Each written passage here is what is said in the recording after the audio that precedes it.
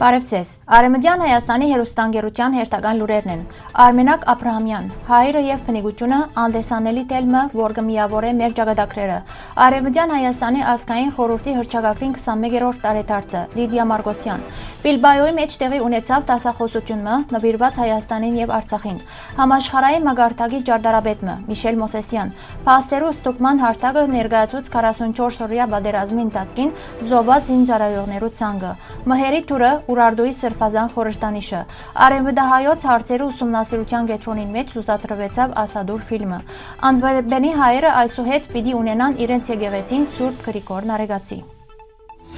Արևմտյան Հայաստանի Հանրապետության նախագահ Արմենակ Աբրահամյան նոր հաղորդաշարով հանդես եկած է հայերը եւ բնիկությունը անդեսանելի տելմը, որ կկապե յուրաքանչյուր մարդուն ճակատագիրը ուրիշի ճակատագրին հետ խորակրով։ Հաղորդաշարին կենտրոնը կկազմեն Արևմտյան Հայաստանի հայության իրավունքներու, ինքնության եւ պետական իրավական շարունակականության հիմնահարցերը։ Արմենակ Աբրահամյան շեշտած է, թե հաղորդաշարի նպատակը Արևմտյան Հայաստանի հայության իրավական կարգավիճակը բացատրելն ու հանրության ներկայացնելն է, ինչպես նաեւ այդ իրավունքներու ներկայացման ծևերը միջազգային հարթակներով վրա, հատկապես Թուրքիո եւ Բաքվի դեմ մղվող իրավական եւ քաղաքական պայքարի ձիրին մեջ։ Անոր խոսքով վերջին շրջանի բազմաթիվ հայրենագիտներ թերական արձագանք տված են այն ծեվաչափին, կարևոր նկատելով արևելյան եւ արևմտյան Հայաստաններու միջև ուղղակի հաղորդակցությունը։ Հաղորդման ընթացքին անդրադարձ կատարված է նաեւ Արևմտյան Հայաստանի ազգային խորհրդի հռչակագրին, որ ընդունված է 2004 թվականի դեկտեմբեր 17-ին Շուշիի մեջ։ Նախագահը հիշեցուցած է, որ արդեն 21 տարի անցած է այդ պատմական որոշումեն,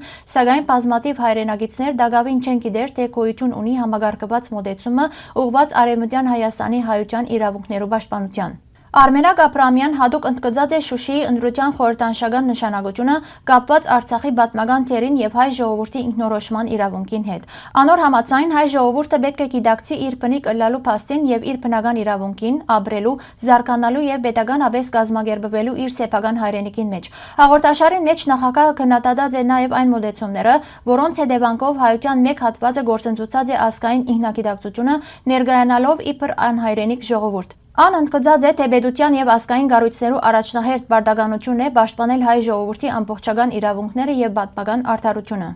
Արմենակ Աբրահամյանի խոսքով Արևմտյան Հայաստանի Հանրապետության գործունեությունը պիտի շարունակվի գրթական, իրավական եւ դեղեկատվական դաշտերուն մեջ հայ ժողովրդի իրավունքներուն վերաբերյալ իրազեկվածությունը ամրապնդելու եւ ազգային ինքնությունը զորացնելու նպատակով։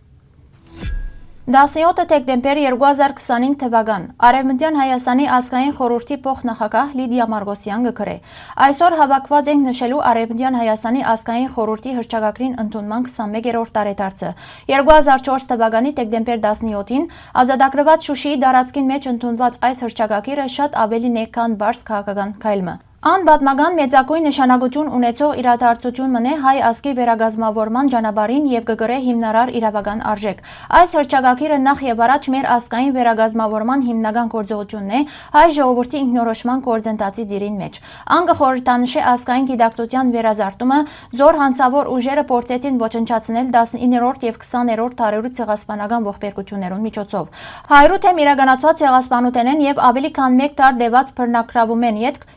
2004 թվականի դեկտեմբեր 17-ը դարձավ այն պատմական բահը, երբ Արևմտյան Հայաստանի հայերը որոշեցին իրենց ճակատագիրը դարձյալ իրենց ձեռք առնել, մերժելով մոռացությունն ու պատմական անարդարության ընդունումը։ Այս հռչակագիրը կփաստե, որ ոչ ցեղասպանությունը, ոչ այլ բռնակրավումը կգրնան չնչել ժողովրդի ինքնությունը եւ գոյատևելու անոր գամքը։ Հռչակագրին շնորհիվ այսօր հայ ազգը օրեօր ավելի կվերագազմավորվի քաղաքացիության մեխանիզմի միջոցով, որ կշնորհվի իր բոլոր զավակներուն թե դարակրության մեջ, թե Արևմտյան Հայաստանի բռնակրաված տարածքներուն վրա։ Հռչակագիրը կհիմնվի նաև այն իրավական հիմքերուն վրա, զորս հայ ազգը ցերկ բերած է առաջին համաշխարհային պատերազմեն յետք 1920 թվականին, երբ Դաշնակից ուժերու Գերագույն խորհուրդը ճանաչեց հայկական պետությունը։ Այս ճանաչումը ամրագրվեցավ 1920 թվականի օգոստոս 10-ին ստորագրված Սևրի դաշնակիրով, ուր Հայաստանը հանդես կուքար Դաշնակից պետություններու շարքին մեջ։ Դաշնակրին 88-րդ հոդվածը հստակ կնշե. Թուրքիան կհայտարարե, թե կճանչնա Հայաստան իբրև ազատ եւ անկախ պետություն,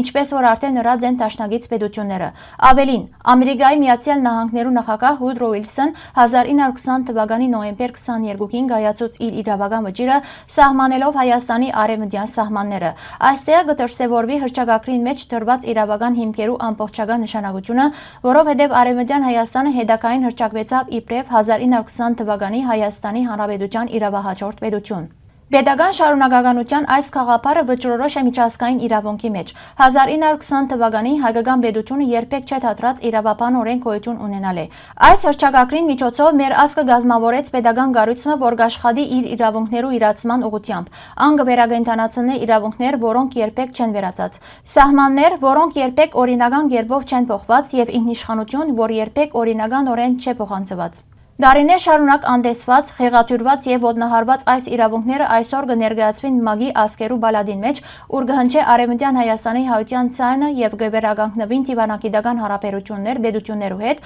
այն գետեն սկսյալ, ուր անոնք ընդհատվեցան մեր հայրենիքի բռնակրավումեն ետք։ Այս պատմական հռչակագրին ընդունում են 21 տարի ետք անոր նշանակությունը միայն աճած է։ Հռչակագրին շնորհիվ Արևմտյան Հայաստանը կգտնվի հիշողության բարձին եւ հայրենիքի համար զոհված իր զավակներու հիշատակի պահպանման առաջնակիցին վրա եւ կմասնակցի Ֆրանսիայի դարածքին մեջ կազմակերպվող բազմաթիվ հայրենասիրական ցերնակներուն։ Հայ ազգի վերագազմավորումը հայերու թեմ իրականացված ցեղասպանութենեն ետք եւ այս հռչակագրի միջոցով արժանապատվության գործ մնե ամբողջ հայ ժողովրդին համար։ Այս արժանապատվության գործը պետք է շարունակվի նաեւ դատիր փոխհատուցման միջոցով այն պետություններուն գոմե, որոնք մասնակցություն ունեցած են հայ ժողովրդի դարաբանքներուն։ 110 տարի անցած է հայրու ցեղասպանության գագաթնագետեն, սակայն պետական ճանաչման եւ Սևրի տաշնակրի իստորագրության միջոցով սկիզբ առած փոխհատուցման քայլերուն այսօր պետք է ավելնան նաեւ իրավական գործընթացներ այն պետություններուն դեմ, որոնք ծանր պատասխանատվություն կգրեն հայ ժողովրդի դարաբանքներուն համար, մասնավորապես Ֆրանսան եւ Գերմանիան։ Այս հռչակագիրը ըստ էության ոչ միայն ազգային վերագազմավորման գործողություն մնե, այլ նաև արդարության, ճշմարտության եւ խաղաղության որոնում հիմնված միջազգային իրավունքի վրա։ Ան կհիշեցնե մեզի, որ ժամանակը չի կրնար վերացնել միջազգային բարդավորությունները, կհիշեցնե, որ ժողովուրդը, որ կպահպանե իր հիշողությունը, ինքնությունը եւ օրինական պահանջները, չի կրնար վերջնականապես բարդվել։ Այս հռչակագիրը ուղենիշ մնե աշխարհի զանազան ծայրերուն սփռված բոլոր հայրուն համար։ Մեր թադը արդար է, մեր հիմքերը ամուր եւ մեր վճռակամությունը անսասան։ Գեցե Արևմտյան Հայաստանը, գեցե արդարության որոնման մեջ միավորված հայ ժողովուրդը։ Հոկտեմբեր 16-ին Բիլբաո քաղաքի մշակութային կենտրոնի մեջ տեղի ունեցավ հանրային դասախոսությունը Հայաստանը եւ Արցախը ժամանակակից պատմության մեջ խորագրով։ Ցերնարգը գազմագերբված էր ոչ Բաքվի վարչագահքին սպիտակեցման խորագրի ներքո եւ նպատակ ուներ լուսապանել Հարավային Կովկասի մեջ տեղի ունեցող ժամանակակից քաղաքական եւ պատմական գործընթացները։ Դասախոսության ընթացքին անդրադարձ կատարվեցավ Արցախի եւ Հայաստանի շուրջ ձևավորված իրողություններուն, ինչպես նաեւ Բաքվի իշխանություններուն կողմէ վարող քաղաքականության միջազգային ներկայացման խնդիրներուն։ Միջոցառումը գազմագերբված էր Փասկյան միջազգային համերաշխության ծիրին մեջ գործող գազմագերբություններու նախաձեռնությամբ։ Ան համախմբեց հասարակական գործիչներ, պատմությամբ հետաքրքրվող քաղաքացիներ եւ մարդու իրավունքներու բռնակավարով զբաղվող շրջանակներու ներկայացուցիչներ։ Միշել Մոսեսյան, ֆրանսիացի ճարտարապետ մնե հայկական ցակումով, ով կհամարվի 21-րդ դարու համաշխարհային մագարտակի առաջատար ճարտարապետներեն մեկը։ Ան ծնած է 1959-ին Փարիզի մեջ, ուսանած Ֆրանսիայի եւ Ամերիկայի Միացյալ Նահանգներու մեջ եւ ավարտած է Հարվարդի դիզայնի դպրոցը, 2005-ին հիմնած է Mosesian and Partners ընկերությունը։ Մոսեսյան բազմիցս շեշտած է իր հայկական ինքնությունը, իսկ անոր անունը լայնորեն ծանոթ է միջազգային մամուլին մեջ։ Մոդաբակային անոր ընկերությունը պիտի իրականացնե Մեքքայի մեջ կառուցվելիք իսլամական ժառանգության թանգարանի նախագիծը միջազգային մրցույթի հաղթելով։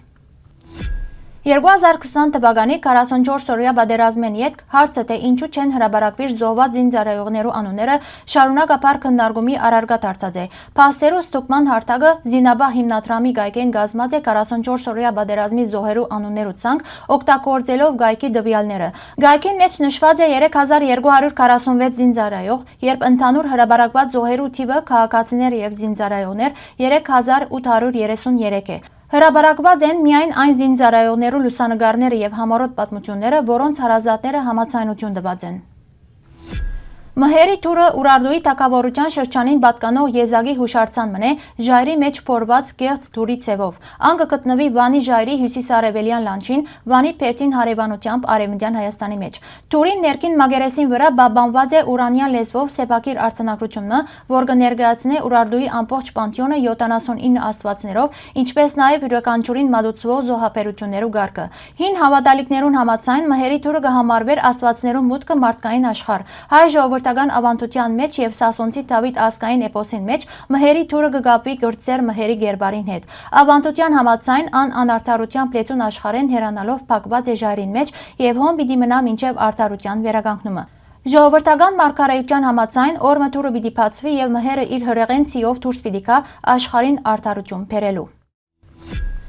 Արեմդահայոց հարցերու ուսումնասիրության կենտրոնին մեջ ցուցադրվեցավ Ասադուր փաստագրական շարժանկարը, որ կպատմե իր հայկական ինքնությունը վերակդած խարպերցի հայոմը կյանքի պատմությունը։ Մալաթիո մեջ նկարահանված այս շարժանկարը Ասադուրի անհատական պատմության միջոցով կշոշափե հայրուն թեմ իրականացված ցեղասպանության շարունակվող հետևանքները եւ իսլամացված հայրու ինքնության որոնման պայքարը։